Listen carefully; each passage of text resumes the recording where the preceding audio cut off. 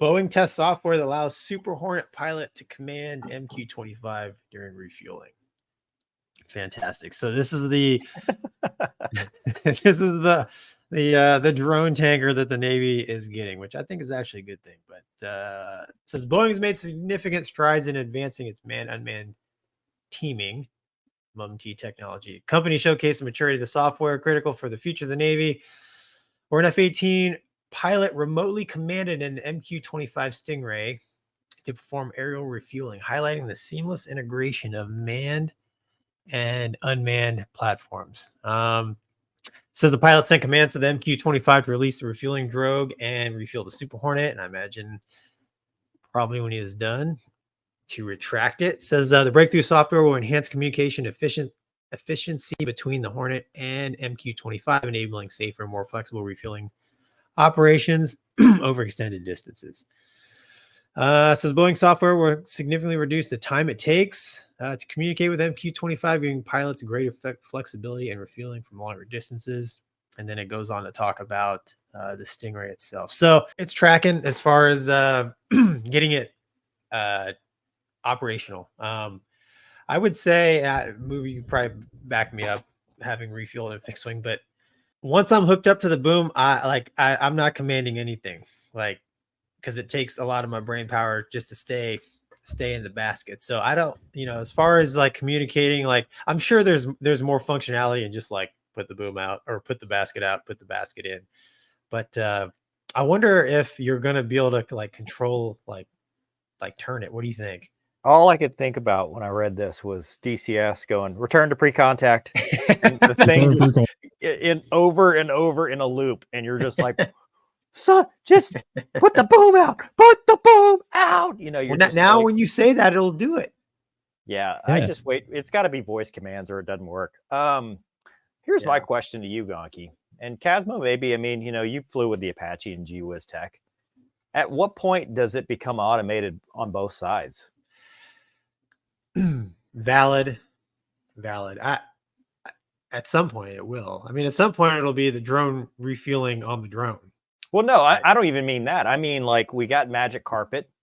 You've got all these abilities for the thing to land itself on the boat. It's made, quote unquote, carrier landing easier than it was.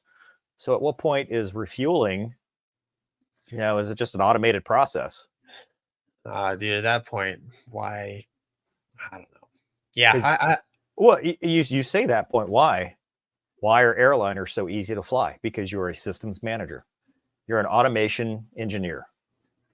Oh, dude, totally. You're a trained knucklehead who pushes buttons in the right sequence. That's an right. And that's what all of these. Dude, Casmo, Apache. Are you a helicopter pilot or an attack pilot in a helicopter? Yeah, I guess. Yeah, you're an attack pilot. You're focused on the systems. You're not really flying. You're flying, but it's secondary. But you got so many extra things helping you do the hard part that and that's the point. So I could clearly see a world where they're like, drone, they talk, and they're like, okay, I'll let you know when you're done. Man, I don't know. What if the basket's bent? What if? Well, but that's why you're there. I think that goes to your point about airline pilots. Why are airline pilots there? It's generally speaking, it's because what if something goes wrong with the automation, or what if something changes, right? All those dynamic changes. Because how many times do you you're supposed to fly a published arrival and you don't actually fly it, right? And you get vectors at the last second. That's why you're there. But yeah, I can see that, just having that ability to say, okay, remote link up to do your refueling or something, some of those basic tasks. But once we start doing those basic tasks, then I think the clock starts ticking to now it's the more advanced tasks. Yeah. Gonky, what happens to this thing when it's like, where does it go? It goes back to the ship? Is it in the stack with you? Yeah, it can be, right? And that's the thing. So it depends.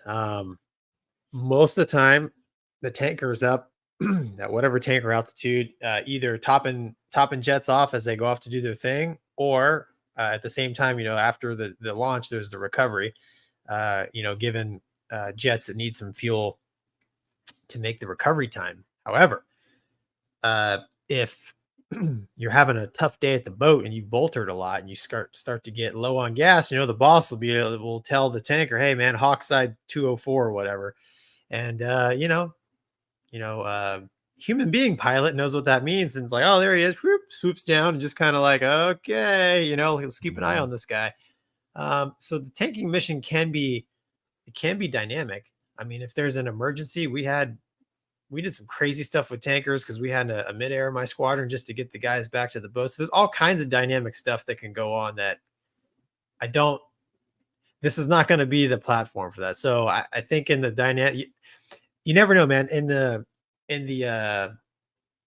airplane of the day or whatever, they may have mostly these MQs and maybe one Super Hornet tanker up there for the what ifs until they figure it out. And then they're like, well, we don't need it up there anymore. So, the big win I see with the tanker drone is the wear and tear on the fighter asset, which is the Super Hornet, because I think it's such a waste.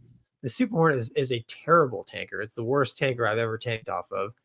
And the airframe hours, and not to mention, I mean, you're putting a lot of weight on those pylons that are already canted out. I mean, it's a lot of, we called it flea, a lot of extra wear and tear on the airplane that is, in my mind, not warranted. Yeah.